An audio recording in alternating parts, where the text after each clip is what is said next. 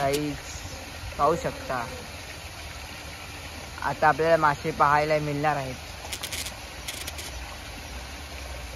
तुम्हाला जशी उत्सुकता लागली तशी मलाही उत्सुकता लागलेली आहे मासे पाहण्याची.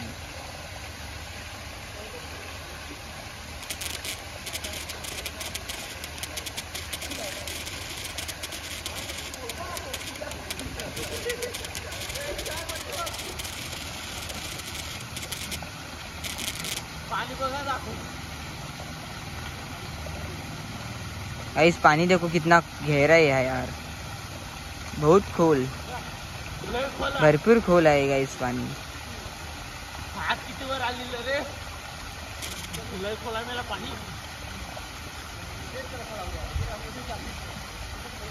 पोहून यायला लागतं. पाहू शकता गाइस केवढं एवढं खोल आहे म्हटल्यानंतर काय बोलू शकत नाही.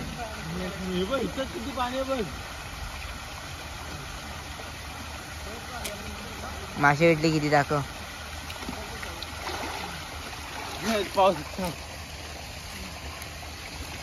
खोल पूर्ण लावड पाणी नको.